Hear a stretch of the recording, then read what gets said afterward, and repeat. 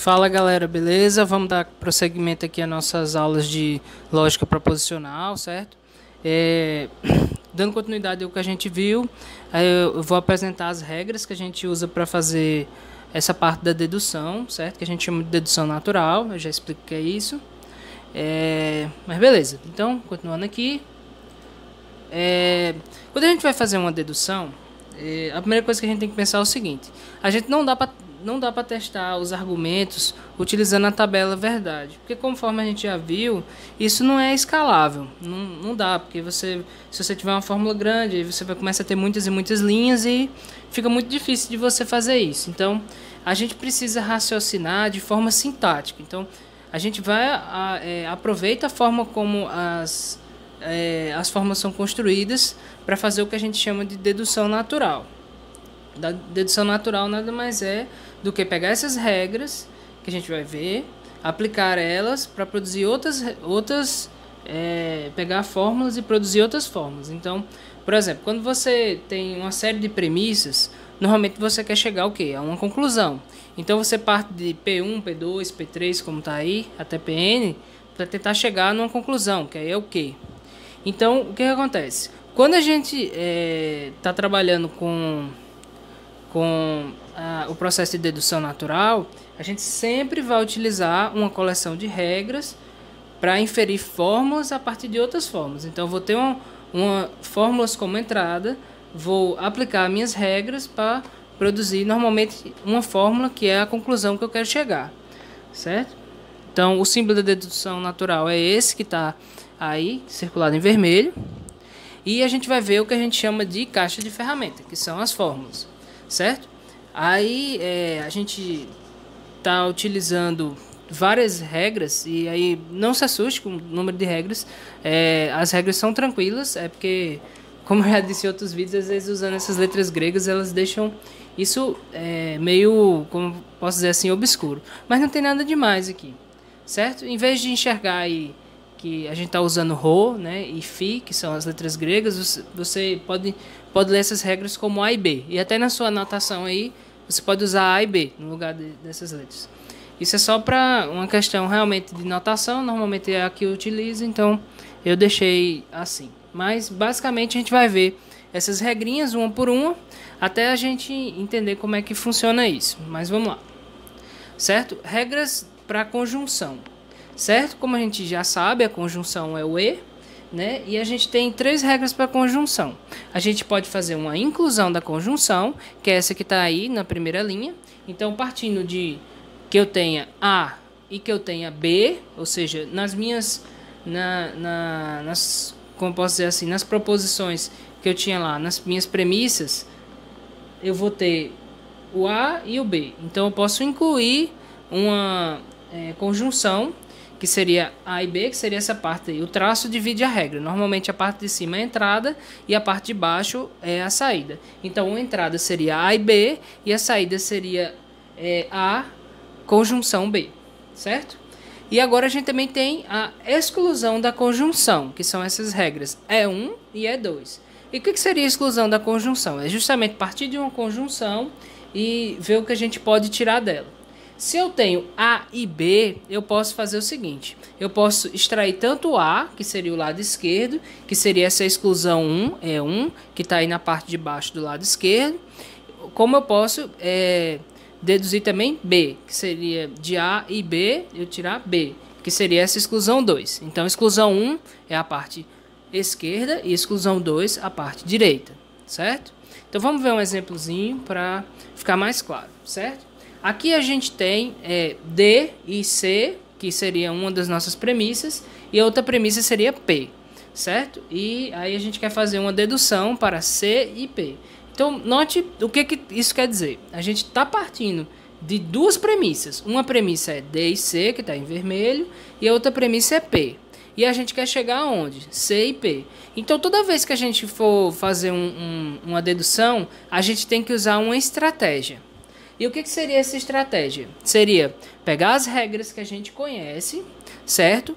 E ver como elas podem nos ajudar a chegar onde a gente quer. Então, basicamente, eu sei o seguinte. Eu já tenho P. Então, quem que eu preciso ter, certo? Eu tenho P, que é uma das premissas, note isso. Quem que eu preciso ter para poder fazer, por exemplo, a inclusão, que seria essa primeira regra aí, da conjunção utilizando C e P. Eu preciso também ter C.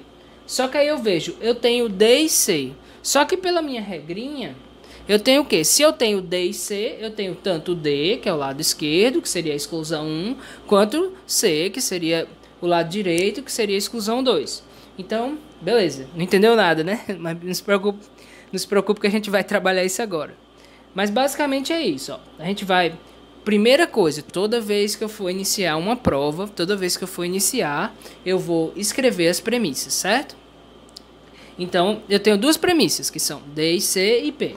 Escrevi as premissas. Segundo passo, olhar a caixa de ferramentas. Quando eu for analisar a caixa de ferramentas, eu vou ver o seguinte. Eu tenho o quê? Eu posso incluir uma conjunção. Se eu tiver A e B, eu posso incluir A, conjunção B.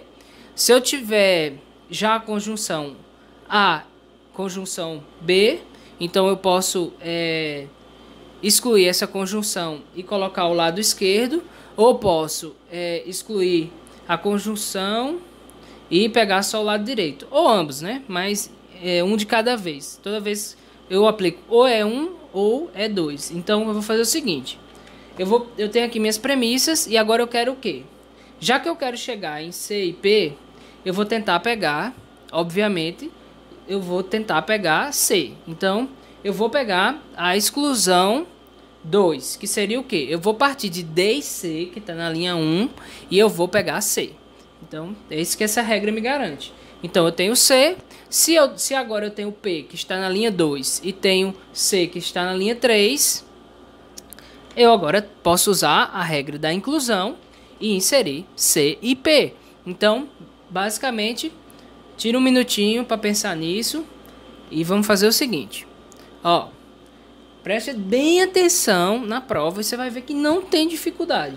Ó, D e C é uma premissa e P é outra premissa. Então eu tenho o seguinte: se eu tenho P, eu já tenho a metade do caminho para chegar na onde eu quero, que é o quê? C e P. Então eu já tenho C, já tenho P. Então, agora eu preciso de C. Aí eu faço o quê? Aplico a regra da exclusão em D e C e pego C. Agora eu tenho P e tenho C. Se eu tenho P e o C, eu tenho os dois lados da fórmula. Se eu tenho os dois lados, eu consigo montar a conjunção. Montei a conjunção, terminei a minha prova. Então, sempre aplique uma regra e coloque a anotação do lado do que foi que você fez. Isso é muito importante e, aliás, é essencial para a prova. Então, na linha 1, eu parti de uma premissa, então eu escrevo premissa. Da linha 2, eu parti de uma premissa, eu coloco premissa também. E na linha 3, da onde veio esse C? Veio da exclusão 2, ou seja, a exclusão do lado direito em 1. Aí eu coloco E2 e 1, que é a linha referente a onde foi aplicado. Então, E2 é a fórmula e 1 é a linha que foi aplicada. Mesma coisa para 4. Eu fiz a inclusão da conjunção utilizando as linhas 3 e 2. 3 é o lado esquerdo, por isso ele vem primeiro. E 2 é o lado direito, por isso ele vem depois. Certo? Da mesma forma, eu tenho regras da negação dupla. A negação dupla é bastante interessante, porque no começo pode parecer estranho, mas depois você percebe o seguinte: se eu tenho a negação de uma negação, na verdade eu vou ter o quê? O próprio símbolo. Por exemplo, se eu tenho aí negação de B, eu vou ter o próprio B. Isso é o que a gente chama de regra da dupla negação. Exclusão da dupla negação. Certo? E do mesmo jeito, se eu tenho o B e eu quero ter a dupla negação dele, eu também já tenho. Porque se eu fizer uma negação de uma negação, eu termino no mesmo cara. Então, a inclusão da dupla negação é muito simples. Se eu tenho o símbolo, por exemplo, B, é só eu inserir negação da negação de B e já tenho ele lá. Então, é muito simples. Dupla negação. Se eu encontrar uma dupla negação, quiser remover ela, posso remover. Se eu tiver o símbolo e quiser incluir uma dupla negação, basta incluir a dupla negação. O primeiro é a exclusão e o outro é a inclusão. Então vamos ver um exemplo para isso ficar mais claro. Aqui eu tenho uma dedução em que eu tenho P como uma premissa e eu tenho negação da negação de, abre parênteses, C conjunção D, fecha parênteses. E eu quero chegar em dupla negação de P conjunção C, certo? Se eu quero chegar nesse cara, a primeira coisa que a gente tem que fazer sempre que quiser deduzir é traçar uma estratégia. Então a primeira coisa que eu posso pensar é o seguinte, cara, eu vou tentar obter P. Por quê? Obter dupla negação de P. Porque com a dupla negação de P e C, aí eu chegaria na conclusão que eu quero chegar. Então, vamos lá. Eu quero ter a dupla negação de P. O que eu poderia usar? A regra da inclusão da dupla negação. Porque se eu tenho P na premissa, eu posso incluir a dupla negação de P. Então, eu já tenho P. Se eu já tenho P, aí como é que eu obteria o C? Bem, o C viria dessa outra premissa. O que eu faria? Excluiria a dupla negação, porque eu tenho dupla negação de C e D e teria C e D. E a gente já viu que quando eu tenho C e D, ou seja, C conjunção D, eu posso pegar qualquer um dos lados da fórmula. Então eu pegaria o C, que é o lado esquerdo. Ou seja, a regra da exclusão 1. Ou seja, essa regra... Deixa eu ver aqui... Essa regra aqui. Essa que está embaixo do lado esquerdo. Então, beleza. A gente já tem o que? Nossa estratégia para resolver esse problema. Beleza? Então, vamos lá. Aí eu tenho... Anota as premissas, P e dupla negação de C e D. E aí eu vou fazer o seguinte. Vou começar a prova. Vou analisar a caixa de ferramentas, como a gente fez, e vou incluir a dupla negação. Então, incluir a dupla negação de P. Note que eu já anotei ali do lado. Inclusão da dupla negação na linha 1. Depois eu vou fazer o quê? Uma exclusão da dupla negação na linha 2. Depois que eu fiz a exclusão da dupla negação na linha 2, eu vou fazer o quê? Vou fazer uma exclusão da conjunção na linha 4, obtendo o lado esquerdo que é C. E finalmente, agora que eu tenho tanto o dupla negação P quanto o C, eu posso finalmente incluir a conjunção de dupla negação P e C e chegamos à prova, certo? Lembre-se sempre de fazer as anotações. Aconselho sempre você tentar fazer antes de que eu faça a prova, para ver se você consegue, como posso dizer assim, enfim, ou acertar de primeira e depois confirmar isso, ou melhor ainda, é quando a gente erra, porque quando a gente erra, depois não erra mais, não é verdade? Então vamos lá. Beleza. Eliminando a implicação, certo? Essa é outra regra que a gente vai ver. Então, basicamente é o seguinte. Ela pode parecer estranha aí, mas é bem simples, certo? Se eu tenho uma implicação, por exemplo, A implica em B, eu preciso ter o lado esquerdo dessa implicação para fazer a exclusão dela. Então, se eu tenho A implica em B e tenho A, consequentemente, eu tenho B. Eu posso excluir a implicação e ficar só com a parte, o lado direito. Então, essa é a regra da eliminação da implicação. Então, vamos ver aqui um exemplo. Então, aqui eu tenho quantas premissas? Aqui eu tenho 3 premissas, certo? Uma é I implica em, abre parênteses, N, que implica em Q, fecha parênteses. A outra premissa que eu tenho é I implica em N e a outra premissa é I, certo? E eu quero chegar em Q. Beleza, então como é que a gente faria para chegar a esse resultado? Basicamente, o que a gente tem que fazer sempre, como eu disse, é traçar uma estratégia. Qual é a estratégia que a gente pode pensar? Poxa, com essa nova regra que a gente aprendeu, vamos tentar excluir a implicação. Se a gente excluir a implicação na primeira premissa, a gente fica com N implica em Q. E se a gente fizer isso na segunda premissa, a gente fica com N, certo? Beleza. E se eu tiver N e tiver N implica em Q, que são os resultados das aplicações que eu falei, consequentemente, eu vou ter o quê? Q, porque eu vou ter o lado esquerdo da implicação e a própria implicação. Então, consequentemente, eu conseguiria chegar na prova. Então, vamos lá. A gente já tem uma estratégia, vamos começar. Primeiro, anotei as premissas, I implica em N, que implica em Q, estando N e Q entre parênteses. A segunda parte, que é I implica em N, e a terceira, que é I. Beleza? Então, vamos fazer a exclusão da implicação. Primeiramente, a gente vai excluir na linha 1, ou seja, por isso que está aí eliminação da implicação na linha 1, utilizando o que está em 3, então é isso que significa, o que está escrito na linha 4 aí no final. Então a gente tem N implica em Q. Depois eu faço a mesma coisa na linha 2, obtenho N. Agora que eu tenho N implica em Q e tenho N, eu aplico de novo a exclusão da implicação, obtendo finalmente Q e chegando na prova que eu queria. Modus tollens. Modus tollens é uma regra muito legal, pode parecer meio estranho aí, mas na verdade ele é a mesma coisa da eliminação da implicação. Ele só funciona de uma forma diferente.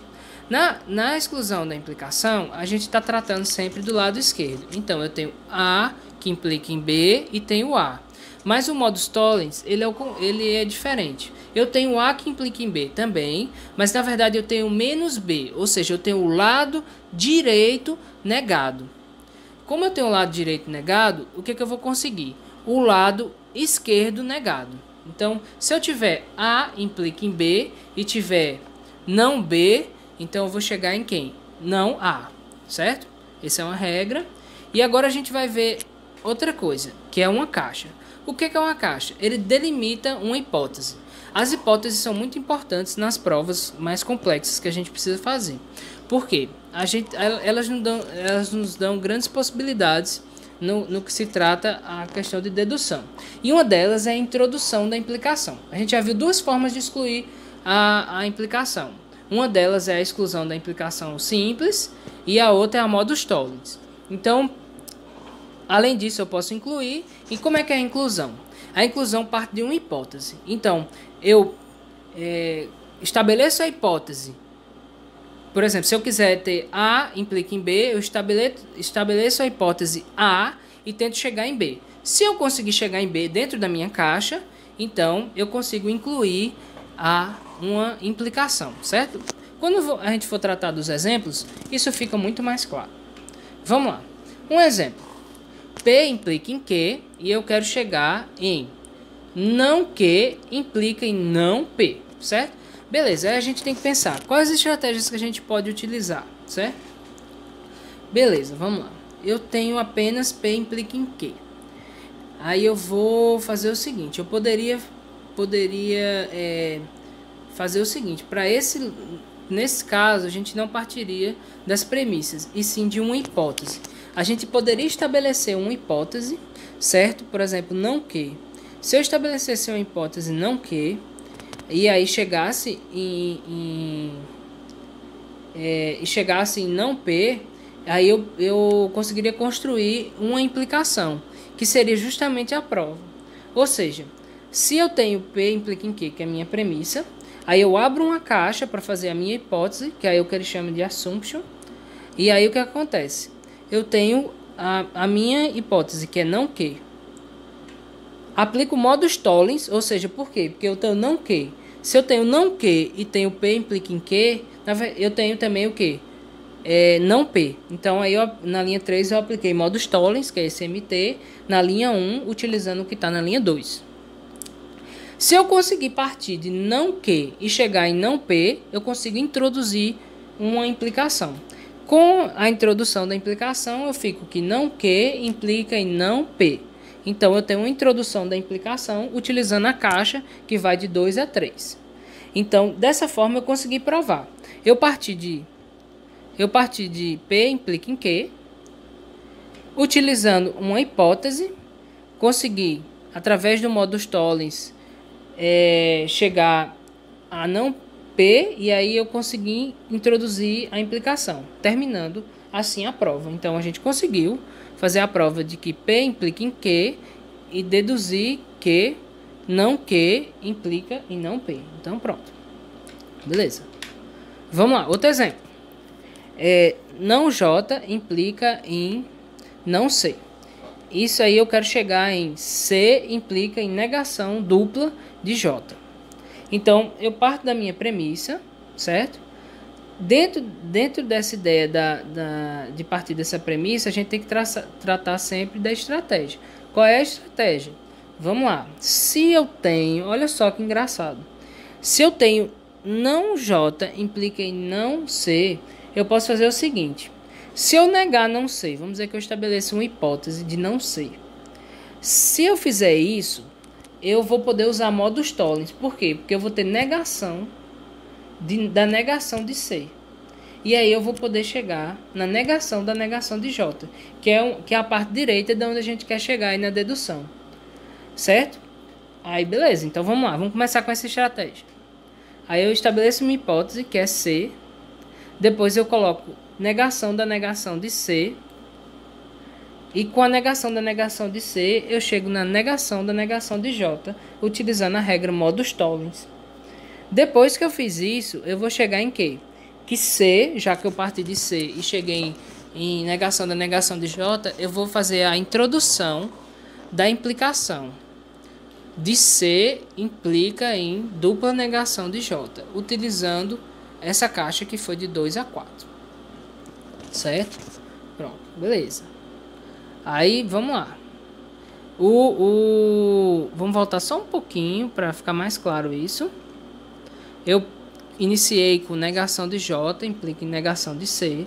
Estabeleci minha hipótese que é C. Por que C? Porque C seria o equivalente à negação da negação de C, para poder utilizar o modus tollens. Então eu tenho C, aí negação da negação de C, enfim, negação da negação de J. De C eu consegui chegar em negação da negação de J, ou seja, eu consigo introduzir uma implicação de C para negação da negação de J. Pronto. Beleza. Agora um teorema bastante interessante. A conclusão ela não depende de nenhuma premissa, ou seja, eu não preciso estabelecer nenhuma premissa de antemão para poder chegar à minha conclusão, ou seja, para fazer a dedução. Por quê? Toda vez que eu pegar esse símbolo da dedução natural, como está aí P, dedução natural P, eu posso mover ele para a esquerda e transformar isso numa implicação. Então, todo o processo de dedução ele poderia culminar aí só na questão da implicação. Por exemplo, se eu tenho algo mais complexo como esse, que eu tenho uma dedução natural aí que não tem nenhuma premissa, eu vou ter que J implica em O, que implica em, abre parênteses, negação de J implica em negação de M, que implica em, abre parênteses, M, que implica em O, que fecha parênteses e fecha parênteses. Se eu tenho algo complexo desse jeito, ele também é bastante simples no ponto de vista da utilização dele para provar as coisas. Se eu não tenho nenhuma premissa, de onde eu tenho que partir? De hipóteses, certo? Então, beleza. Primeira coisa, se eu quero provar isso aqui, eu vou estabelecer uma hipótese. Quem precisa ser a primeira hipótese que eu vou estabelecer? Justamente J implica em O. Por quê? Porque a primeira parte aqui era como se eu estivesse movendo. Em vez de usar essas implicações, eu estivesse movendo o símbolo da dedução natural para a direita. Aí pronto. Estabeleci minha hipótese. Ou seja, abri uma caixa, estabeleci uma hipótese. Por quê? Porque eu quero chegar no fim, que isso aí, J implica em O, implica nesse resto todinho.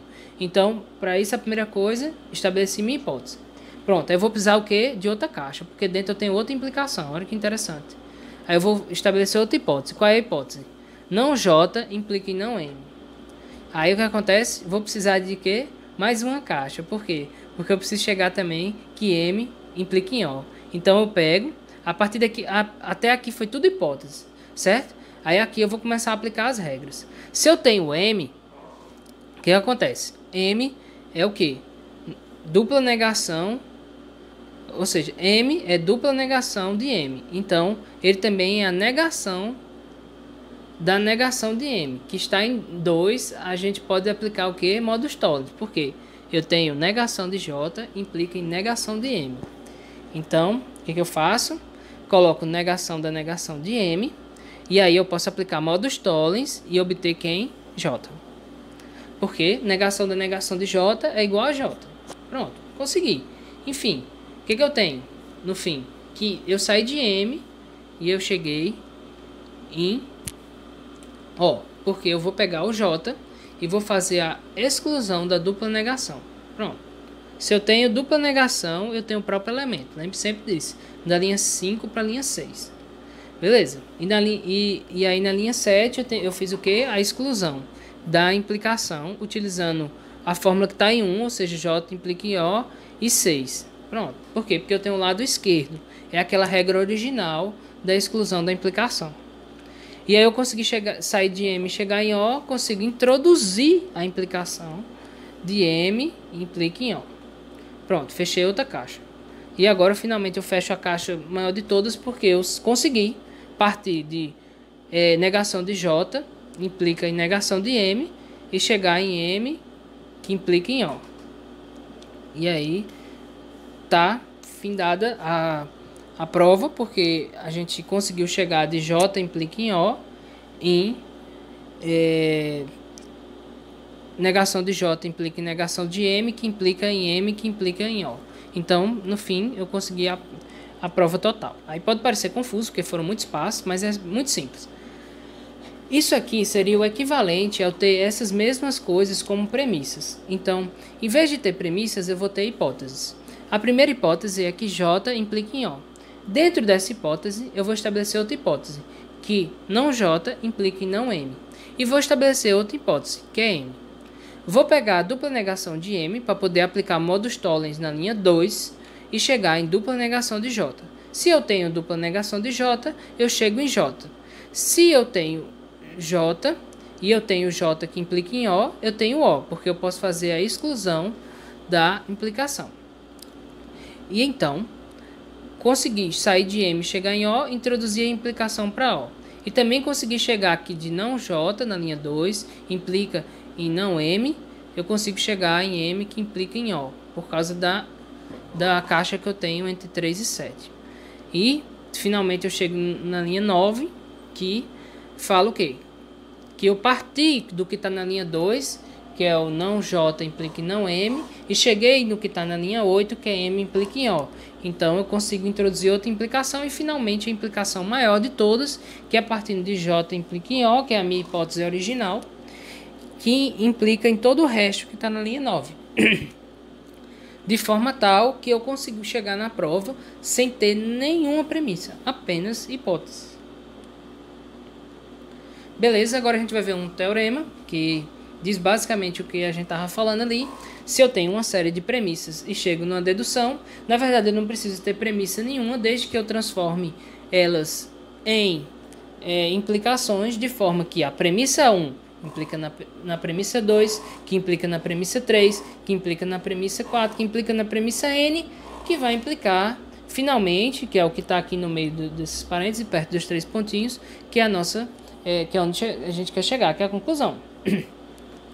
De forma tal que a gente pode fazer isso com qualquer forma. Então, não precisa ter premissas para fazer uma dedução.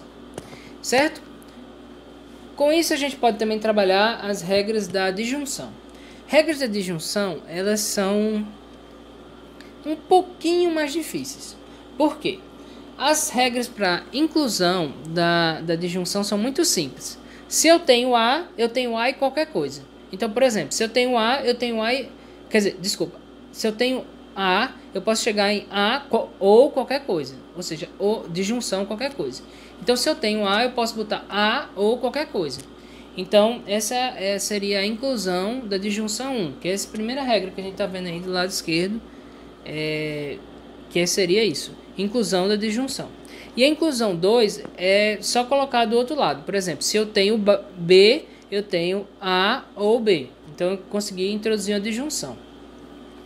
Já a exclusão da disjunção não é tão simples, porque eu preciso de duas caixas, então eu preciso estabelecer duas hipóteses. E quais são essas duas hipóteses? Justamente os dois lados da disjunção.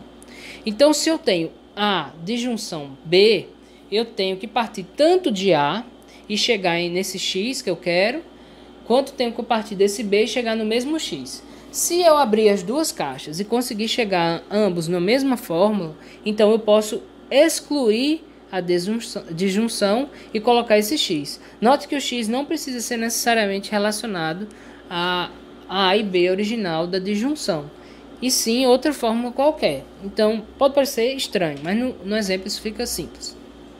Vamos lá. Eu tenho A implica em D e eu quero deduzir que Z disjunção A implica em Z disjunção D. Pronto, beleza. A gente vai fazer o quê? Utilizar as estratégias que a gente conhece. Quais são as estratégias que a gente conhece? Exclusão da implicação. A gente conhece o quê? Agora com essa nova regra, exclusão da disjunção e inclusão da disjunção. Então vamos tentar usar essas regras e fazer essa dedução. Primeira coisa, vamos estabelecer as nossas premissas. Só tenho uma, que é A implica em D. E agora que fica interessante. Por quê? Eu vou tentar de A implica em D chegar em Z disjunção A implica em Z disjunção D. Então a primeira coisa que eu vou fazer é estabelecer uma hipótese. E a minha hipótese é justamente o lado esquerdo de onde eu quero chegar nessa implicação. Por quê? Z disjunção A. Essa é a minha hipótese. E eu quero chegar em quê? Z disjunção D. Beleza, então vamos lá. Estabeleci minha hipótese, Z disjunção A. Estabeleci uma hipótese dentro dela, que é Z.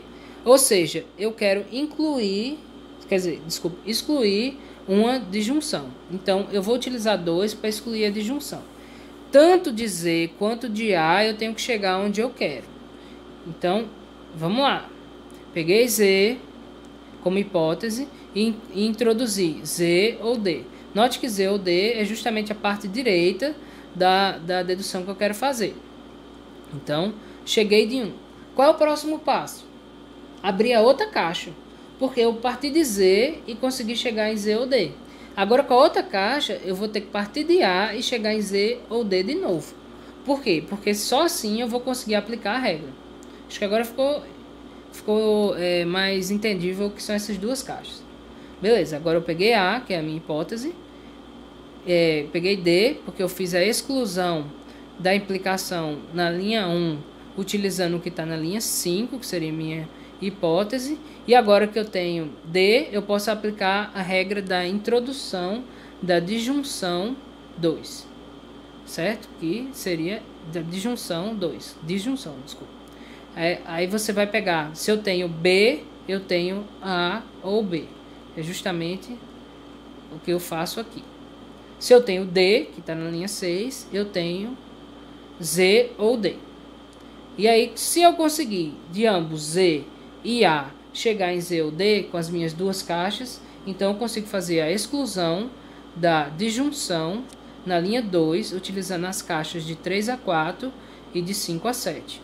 Dessa forma, eu consegui sair na linha 2 de Z disjunção A e chegar na linha 8 em Z disjunção D, de forma tal que eu consigo introduzir a implicação utilizando a caixa de 2 a 8. Ou seja, eu parti de Z ou A e cheguei em Z ou D, concluindo minha prova. Mais um exemplo. Eu tenho I ou F, entre parênteses, e eu tenho ou D. Então eu tenho... Aí essa forma são duas disjunções. Uma entre I e F e a outra entre o I e F, entre parênteses, D. Aí eu vou pegar esses mesmos caras, I, F, D, só que agora vai ser assim. I, disjunção, abre parênteses, F, disjunção D, fecha parênteses. Então, basicamente seria mover esses parênteses. Beleza, aí eu vou ter que pensar, poxa, o que eu posso fazer? Você vê o seguinte, que basicamente, a gente só tem aí disjunção. Então, a gente vai começar trabalhando com a exclusão da disjunção.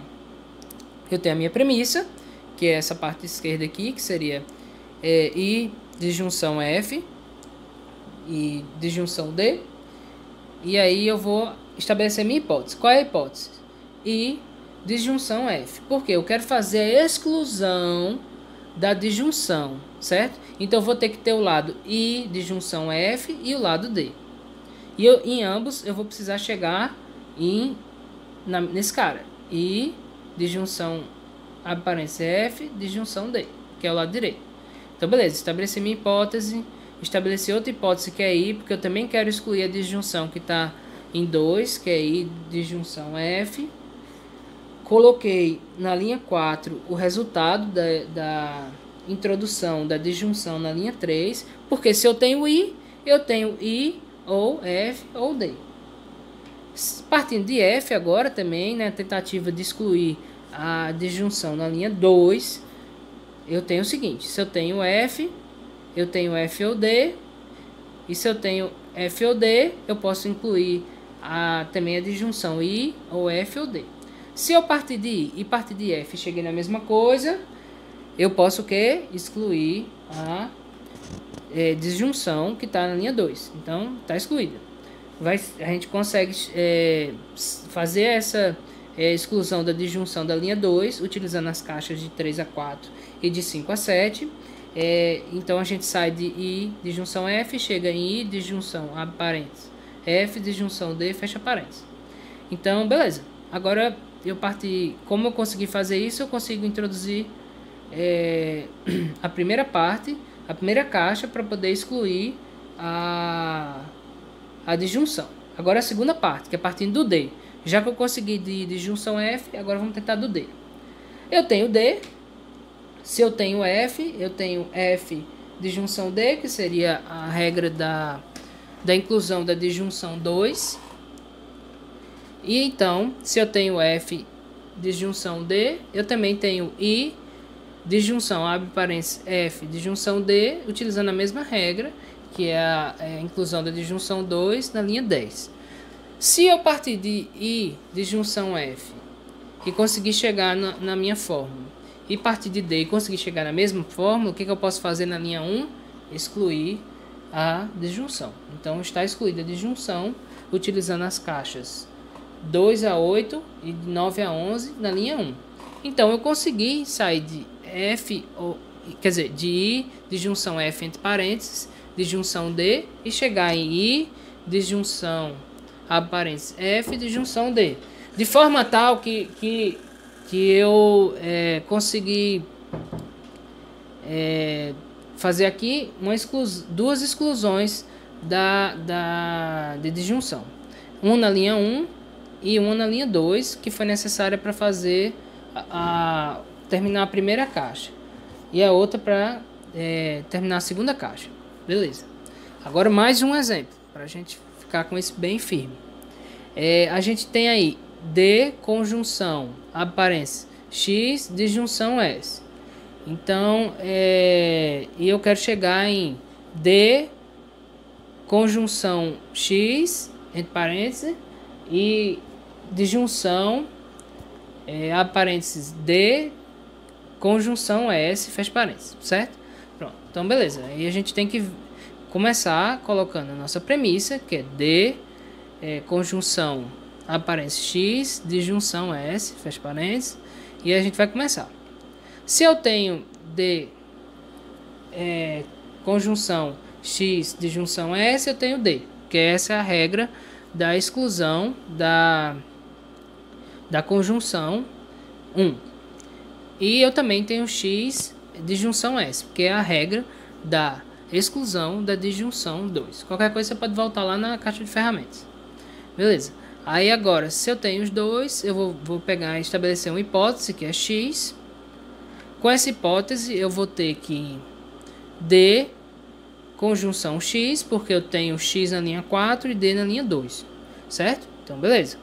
Aí, se eu tenho isso, eu também tenho, com a introdução da conjunção, D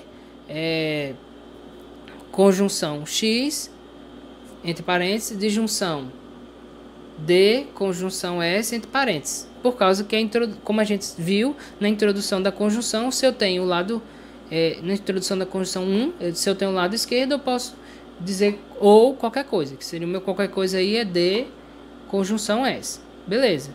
Então eu consegui partir de X e chegar aí. Eu estou querendo o que? Excluir a disjunção que está na linha 3. Aí então eu vou ter que pegar o que? O outro lado. Se eu tenho o outro lado, agora que é o S, eu vou pegar o S, vou fazer D conjunção S, que seria a introdução da conjunção 2, utilizando o que? As linhas 2 e 7. E eu vou chegar na mesma coisa, aplicando a regra da introdução 2 da disjunção, na linha 8, eu consigo o que? Ter D e X, D conjunção X, entre parênteses, disjunção D, conjunção S, entre parênteses. Ou seja, consegui partir de tanto de X e S e chegar na mesma coisa. Então, eu vou conseguir excluir a disjunção que está na linha 3. Então, consegui fazer a exclusão da disjunção na linha 3, utilizando as caixas de 4 a 6 e de 7 a 9.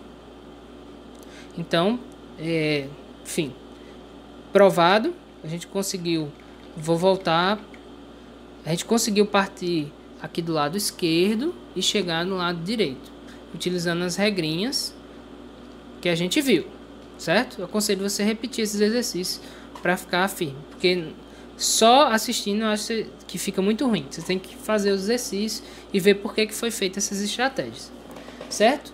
Agora a gente vai ver mais uma questão, que é a questão da contradição.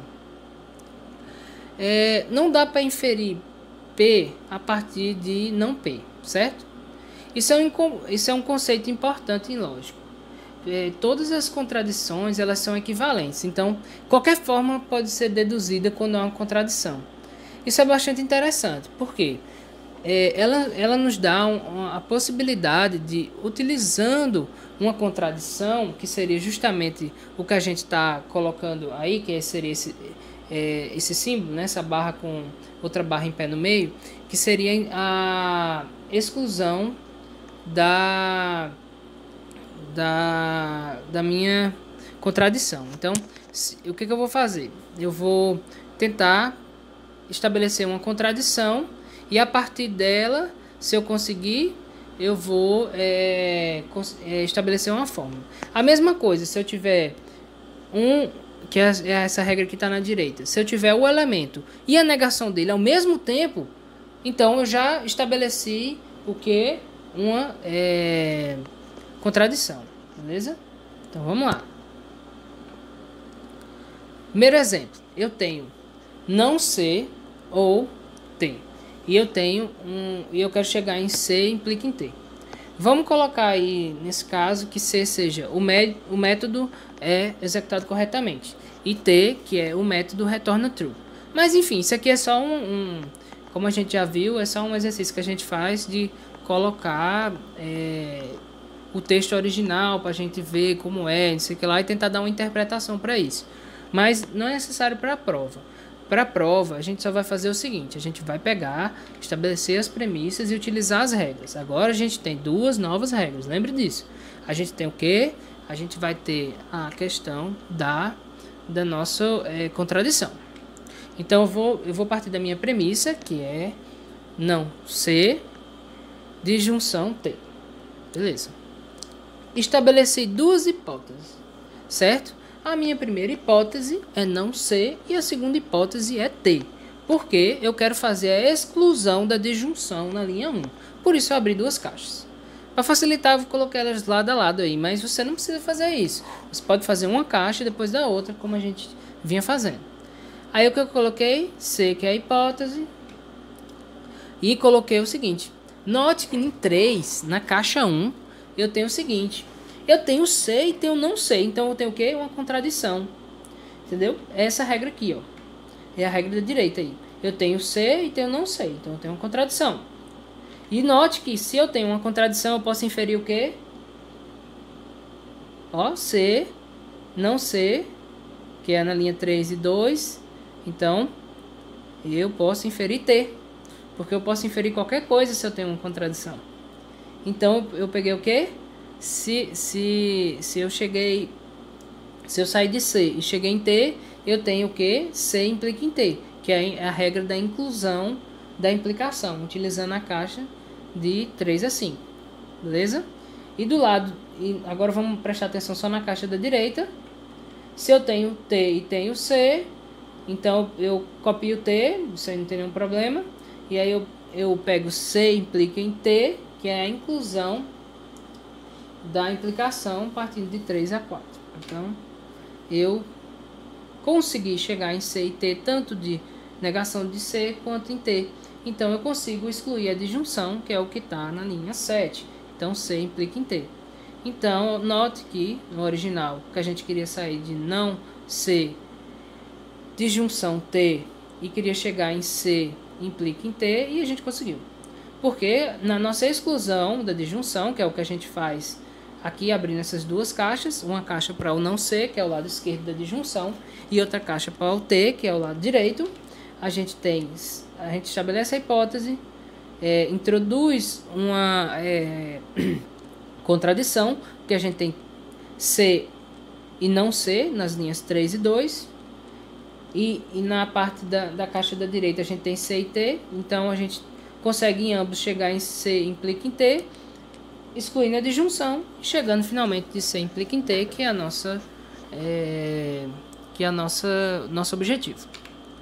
Certo? Mais uma regrinha. Então, se eu partir de uma fórmula e cheguei a uma contradição, então eu posso incluir a negação dessa fórmula. Então, por exemplo, se eu partir de A e cheguei em uma contradição, eu posso incluir a negação. Beleza? Então vamos lá. Vamos ter um exemplo prático. A implica em abre parênteses, V que implica em Z, fecha parênteses, é uma das nossas premissas. Eu tenho outra premissa que é A e tenho uma nova premissa que é negação de Z. E eu quero chegar em que? Negação de V. Beleza, então anotei minhas premissas, isso aí vocês já estão craque. E aí o que você faz? Se eu tenho A e tenho A que implica em V que implica em Z, e o que eu faço? Eu poderia usar A para tirar essa implicação. Mas antes de tudo, eu vou fazer o seguinte. Eu vou estabelecer uma hipótese que é V. E eu tenho que V implica em Z, certo? Aí vamos ver. Aí se diz por quê, né? Porque eu vou fazer a exclusão da implicação utilizando a linha 1 e a linha 2. Ou seja, aquilo que eu falei. A gente pega o A e já que a gente tem uma implicação que é A alguma coisa, a gente pega a parte da direita. Então a gente tem o quê? Que partindo de A implica em A parênteses V que implica em Z, fecha parênteses, e tem A gente consegue chegar em V implica em Z. Beleza? Aí o que acontece se eu tenho V implica em Z aí eu vou aplicar outra regra, que é a exclusão da implicação utilizando a linha 5, que é V implica em Z, e o 4, que é o próprio V. Consegui chegar ao quê? Note o que acontece se eu tenho na linha 6 Z e na linha 3 não Z, eu tenho uma contradição. Se eu tenho uma contradição, é justamente essa nova regrinha que a gente viu, eu consigo concluir não V. Não é interessante? É muito legal essa questão da contradição. Basicamente ela nos dá muito poder, porque a gente nota que eu saindo, se eu tenho uma contradição, eu consigo inferir qualquer coisa. Se eu tenho o cara e sua negação, eu consigo ter uma contradição. E com essa outra regra, se eu partir de uma hipótese tal e chego na negação dela, então eu consigo inferir a negação, entendeu? Por quê? Toda vez que eu tentar ela e eu chegar numa contradição, aquilo é absurdo. Então, se aquilo é absurdo, eu posso inferir o quê? A negação daquilo. Que nos dá o poder de fazer essa prova que a gente fez. Porque aqui, nesse momento, quando eu descobri Z em 6, eu achei uma contradição. Se eu achei uma contradição, logo não V. Se eu tenho não V, é justamente onde eu queria chegar, que era o resultado da prova. Beleza? Mais um exemplo. Vamos lá. R, conjunção não T, implica em I, é uma das minhas premissas. Negação de I é outra premissa. Negação, quer dizer, negação não. R, normal. E eu quero chegar em T, certo? Beleza, então anotei minhas premissas. Premissa 1, 2, 3. Beleza. Aí você pensa, poxa, o que eu posso fazer aqui? Vamos lá. Eu tenho negação de I. E ali eu tenho I na segunda parte, ó, na primeira premissa eu tenho i, então eu poderia, por exemplo, usar o quê? Poderia usar modus tollens. Aí eu conseguiria negação de R, conjunção, negação de T, por exemplo, certo? Sempre lembre-se, estabeleça a estratégia pensando onde você quer chegar. Eu quero chegar em quê? Eu quero chegar em T, certo? Beleza? Então vamos lá. Primeiro, estabelecer uma hipótese, não R, certo? Não T, desculpa. Eu vou estabelecer uma hipótese, não T. Se eu tenho não T e eu tenho R, então eu posso fazer a inclusão da disjunção das linhas 3 e 4. Se eu tenho na linha 6 e porque eu faço a exclusão da implicação utilizando as linhas 5 e 4, certo? Por quê? Porque na 5 eu tenho R conjunção não T, certo? E em 4 eu tenho não T. Então, beleza. Eu tenho o nosso absurdo, porque eu consegui ir e não ir, porque eu tenho i em 6 e tenho em 2 eu tenho não ir. Então eu tenho i e não ir, eu tenho nossa querida contradição. Beleza. Cheguei na contradição partindo de não ter. Se eu cheguei na contradição partindo de não ter, eu tenho o que? Negação da negação de ter. É a nossa nova regra. E aí agora o que eu faço? Se eu tenho negação da negação de ter, eu tenho ter. Que é o que? Onde a gente queria chegar. Legal, né? Beleza. Agora a redução por absurdo. Agora sim a redução por absurdo. Vamos lá.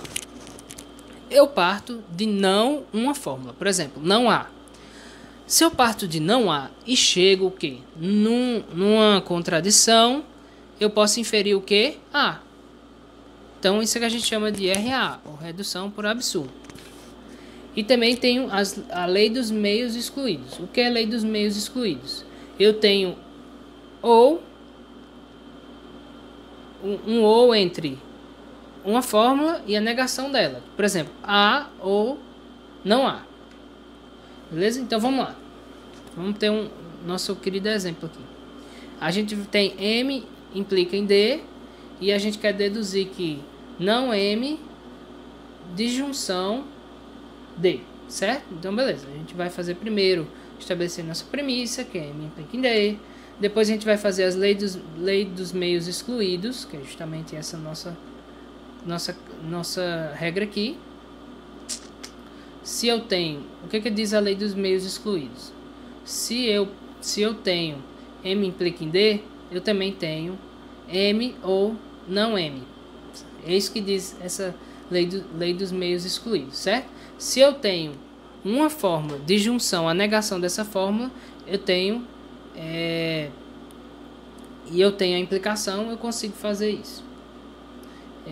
Então, a partir de M implica em D e cheguei em M disjunção não M, certo? Essa é a lei dos meios excluídos. Só para ficar bem claro, que talvez não tenha ficado. M implica em D, certo? O que a lei dos meios excluídos vai me dizer? Eu posso sempre afirmar que M disjunção não M, certo? Isso é a lei dos meios excluídos. Isso aqui você não está dizendo nada demais. Sempre eu vou conseguir dizer isso. Ah, por exemplo, o céu está azul ou não está. Então essa é a lei dos meios excluídos. Não tem nada demais. Então se eu tenho essa implicação, que M implica em D, eu posso colocar pela lei dos meios excluídos M disjunção não M, porque isso não vai influenciar na questão das minhas premissas. Beleza. Utilizei, agora eu vou, já que eu utilizei a lei dos meios excluídos, vamos tentar excluir essa disjunção. Aqui que a coisa fica mágica, na lógica, certo? Porque eu vou ter vou estabelecer não M como uma hipótese, certo? E eu posso botar não M ou D, disjunção D. Ou seja, eu fiz a introdução da disjunção na linha 3. Pronto. Beleza, a partir de não M consegui chegar. E partindo de M? Partindo de M, eu consigo pegar que eu tenho D, porque se eu tenho M implica em D, eu consigo ter D, que é a exclusão da implicação nas linhas 1 e utilizando 5. E eu consigo chegar na mesma coisa, que seria o que? Não M disjunção D, que seria a introdução da disjunção 2, utilizando o que? A linha 6. Se eu conseguir partir de não M e chegar numa fórmula, e em M chegar na mesma fórmula, e na linha 2 eu tenho uma disjunção entre eles, o que acontece? Eu tenho a exclusão da disjunção. O que a exclusão da disjunção vai fazer? Vai nos dar essa fórmula que foi produzida, que é não M disjunção D. Beleza? Então, voltando, que é justamente onde eu queria chegar. Então, vamos lá. Só recapitulando. Redução por absurdo. Estabeleci uma hipótese não A. Cheguei no absurdo. Consegui concluir o quê? A. Beleza? Redução por absurdo. Lei dos meios excluídos. Se eu colocar uma fórmula, por exemplo, A, disjunção não A, eu posso sempre colocar isso, porque isso sempre é verdade. É o que eu falei. O céu está azul ou não está? Certo? Beleza. Então vamos lá. Vamos de novo tentar entender essa fórmula. M implica em D e eu quero chegar em não M disjunção D. Pronto. Então, a partir da minha premissa, que é M implica em D, utilizei a lei dos meios excluídos para poder colocar aqui essa disjunção para a gente poder trabalhar. Partir de um lado da fórmula para excluir a disjunção e cheguei em não M disjunção D, e partir do outro lado da fórmula e cheguei também em não M disjunção D, e aí consegui finalmente excluir a disjunção que está na linha 2 e chegar à minha prova, entendeu? E agora uma coisa bem legal, a equivalência ela pode ser provada, entendeu? Se duas formas de lógica proposicional P e Q são provadas equivalentes, elas têm que estabelecer um critério bastante interessante. Isso só acontece se somente se P, de P eu consigo deduzir Q e de Q eu consigo deduzir P. Então é isso aí que pode ser, ó, a equivalência que é colocada aí, a equivalência pode ser provada. Então uma equivalência ela pode ser provada, desde que eu faça o seguinte: se de P eu chego em Q e de Q eu chego em P, pronto, é equivalente. Acabei de provar uma equivalência, não preciso da tabela verdade. Beleza? E agora a dedução e semântica que a gente vai ver. É possível que haja uma conclusão igual a falso para as premissas verdadeiras? O que isso quer dizer? Tipo assim, eu consigo chegar numa conclusão falsa se as minhas premissas são verdadeiras e tudo mais? Não, as regras são corretas. Então, essas regras que eu passei para vocês lá na caixa de ferramentas que a gente estava vendo até agora, elas são regras corretas. Então, se eu conseguir fazer a dedução utilizando essas regras, se eu utilizei elas de forma correta, então não tem problema, a gente chegou numa dedução legal e está correto. E agora a parte da correção, né, que ele chama de soundness da lógica proposicional, certo? Se a partir das minhas premissas, a premissa 1, a premissa 2, até a premissa N, eu chego numa conclusão, então isso é uma conclusão correta, porque eu realmente consigo, de premissa 1, premissa 2 até premissa N, ter esse resultado dessa dedução. Então, se houve dedução correta, o argumento é válido. É isso aí só isso aí que isso quer dizer, entendeu? Então, se houve dedução correta, o argumento é válido. Então, é aquilo que a gente falou lá no começo, lá na primeira aula.